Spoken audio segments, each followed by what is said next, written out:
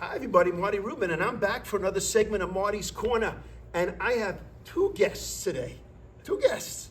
We have, on the far end, in this corner, Luke Darnell, who is playing Sonny, the tough, the loyal, the dangerous gangster. Yeah. With a little bit of a heart towards Calogero. Oh, right? yeah. Yes. Yeah. And we have Chris Mauro, who's playing Lorenzo, Calogero's dad, who is the honest, hardworking, family man. Yeah. The most popular bus driver in the Bronx. In the hit musical, A Bronx Tale. oh, that's the first thing you both have agreed upon in the last like 7 weeks. Well, that's I think. true. Yeah, we don't get along too well on the show. I know. Am I going to have to get in the middle of the two No, of you? Okay. I don't know. I wouldn't want to embarrass my parents. Whoa!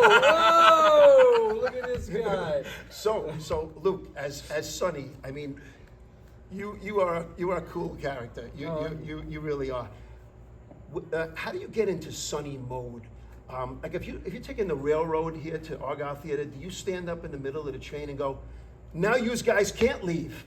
No, I'm I think you'd be thrown off if you did that, big right? beer bottles, Ranger fans, or no, sorry, Islander fans throwing bottles at me. Right. No, honestly, it's the hair and the suit. When I get the hair just right and the suit on, Right. and it's I grew up watching a lot of those, Scorsese, Goodfellas and the Godfather, stuff like that. Those are the kind of characters that I just sort of grew up imitating. Yes. And I just feel like it's sort of in me. Not Right. There's no mob guy in me for real, but Right.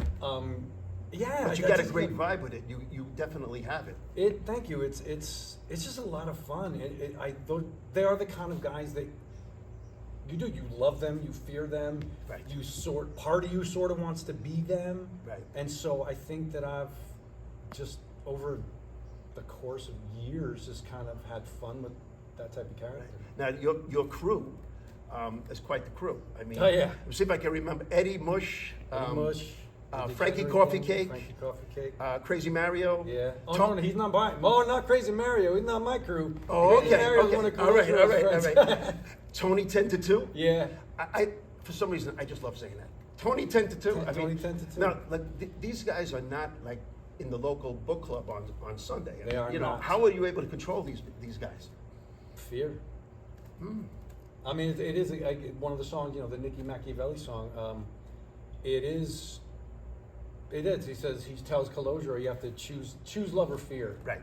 And he has chosen fear, and humor and sort of some of that guy Right. relationship stuff. But the bottom line is these guys respect and fear him and do what he says because of that. And also Yes. they have their benefits. They get their money from it. They're all part of the machine Right. that makes the money and has the power. They enjoy a degree of power themselves, for Right. sure. Right. Now it's funny you bring up fear and love. Your character Lorenzo, who plays Calogero's dad, has a really great scene with young Calogero where he talks about love and fear.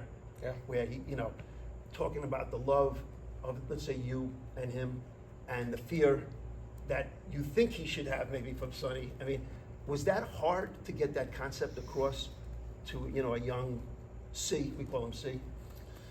No, I don't think so. I think Lorenzo has spent his entire life around these guys. He knows these type of men, and he's very familiar with who they are and what they do, and so he's spent a lot of his life trying to do the opposite. And I think he tries his very best to relay that to his son and make sure his son really knows, no one's going to make choices for you. You're going to make your own choices, but Right. in the moment, you have to think about who you want other people to see you as. Right. Do you Right. want people to fear you, or do you want people to love you? And, Lorenzo's not perfect, but a lot of people do love him because he, at his core, is a good man. And, Yes, and, yes. and an honest man, and tries to do right by people. Do you think that there's a scene when Bill Mazeroski hits a home run for the Pirates, and they beat the Yankees in the World Series. And young C, is a Yankee fan. You're a Yankee fan, and he's upset, and you come walking in, as Sonny, and he's saying Mickey Mantle's crying, and you say to him, Mickey Mantle doesn't care about you. He's not going to pay your rent. Why are you worrying about him? And do you feel like that almost starts the tug of war between you and Sonny as far as young C? No, I think well, in regards to young C, maybe a little, but I think C's been around the neighborhood. He has seen these guys. I think for a while he's idolized these guys, right. But it wasn't until he got involved, with not outing the mob to the cops, right. that it really had anything to do with him. I think it was always a little bit of a pipe dream for him, right.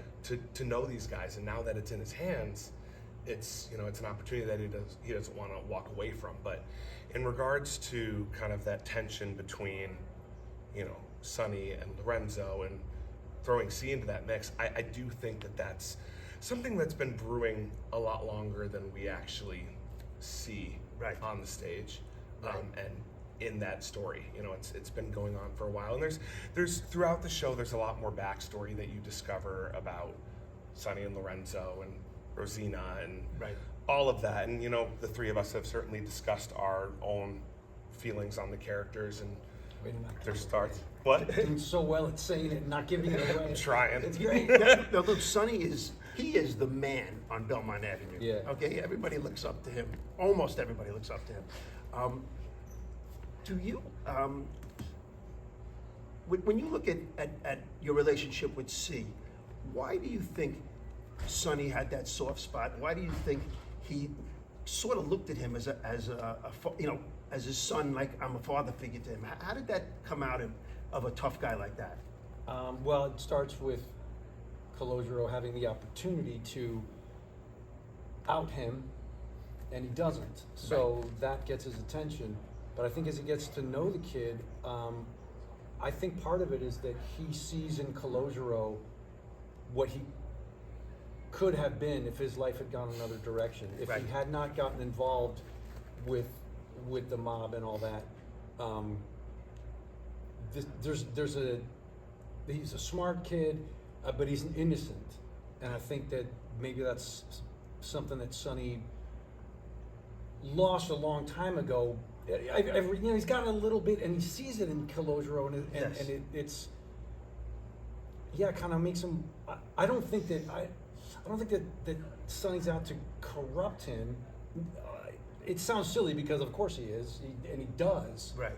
But in the end, he almost had good intentions. Right? Yeah. Sort of, yeah. Right. He wants a fun little sidekick, and I actually think that maybe Sonny doesn't really fully realize what the effect that it has on Calogero. Yes. And in the end, he wants him to be a good kid. Yes. And to go off of that, I do think a lot of the tensions between us as well surrounding him is a lot to do with our own personal egos.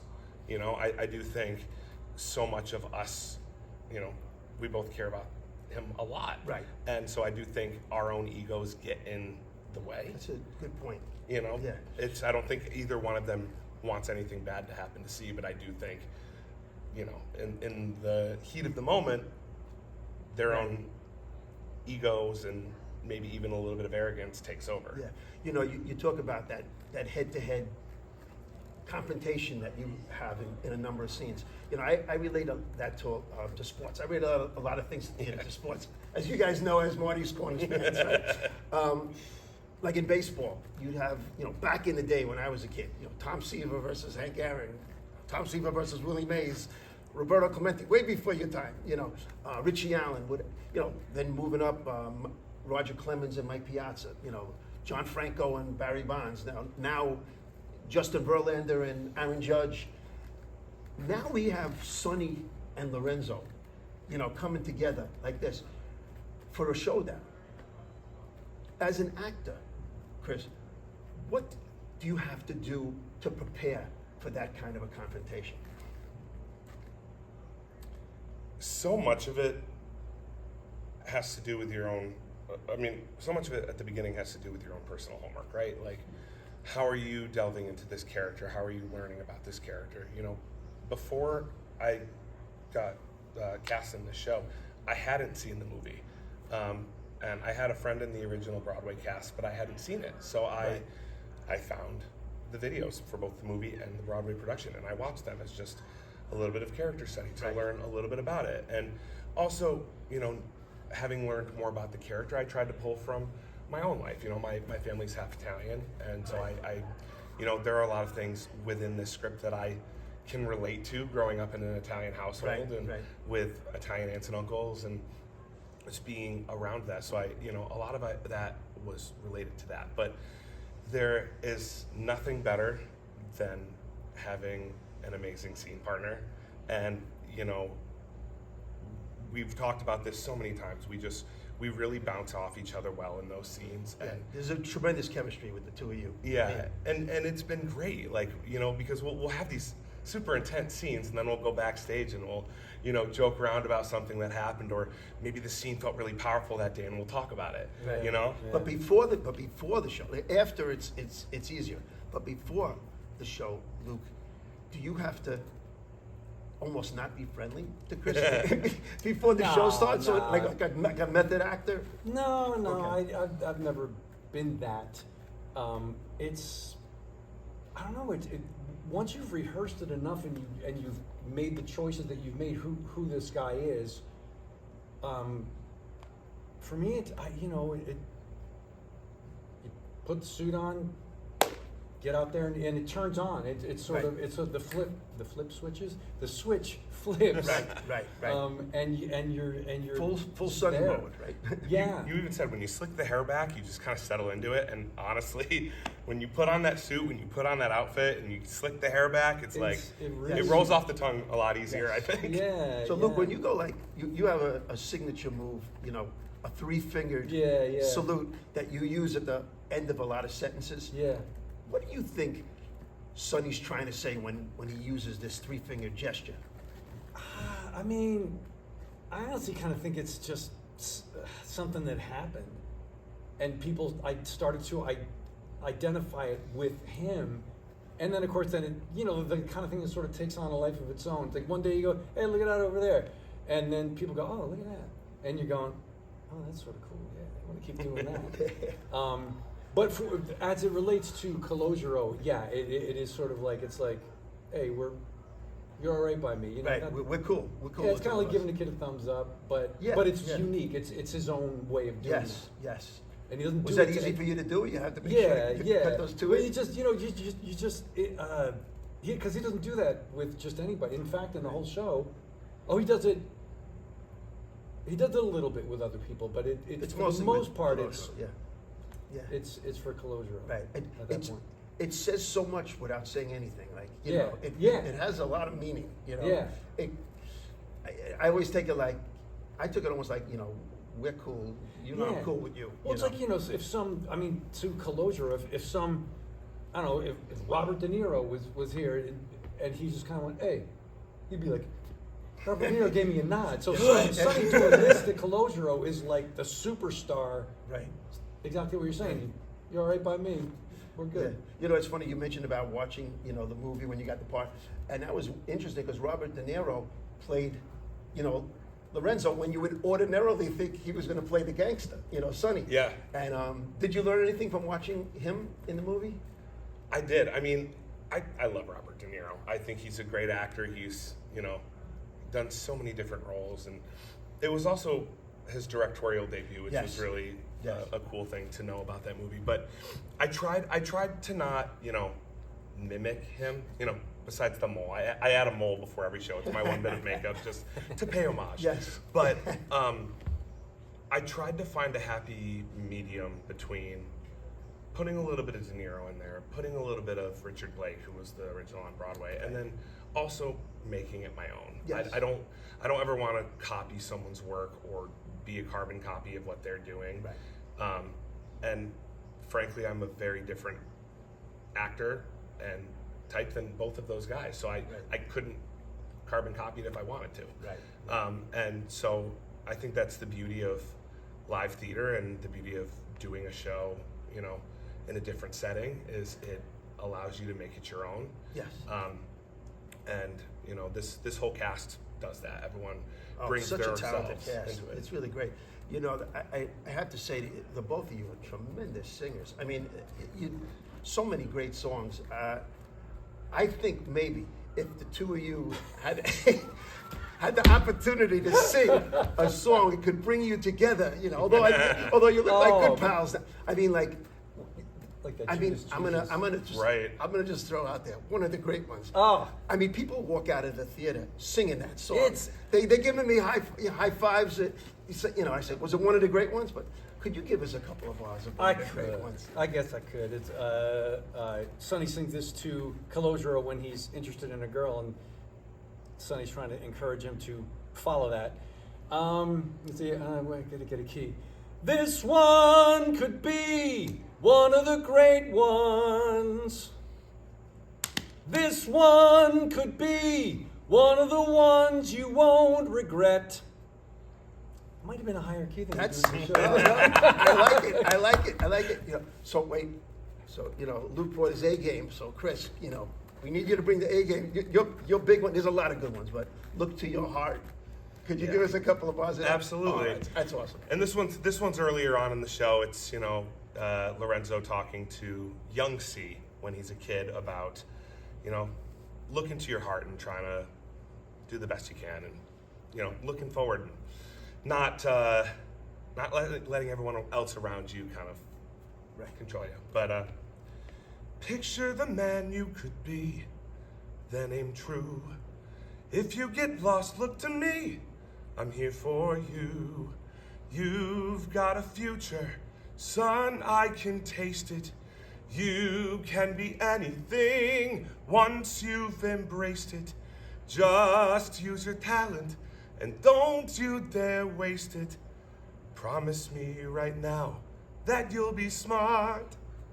And then he says his famous line, the saddest thing in life is wasted talent. Yes. Promise me you won't waste yours. I got it. Awesome. Both of you. What a pleasure. They get to showcase their fantastic voices and their acting ability. Come on down to the Argyle Theater. We're playing straight through to June 16th. And you get to see Luke Darnell and Chris Mauro really bring it in every night. And we can't wait to see you at the Argyle Theater. Bye-bye.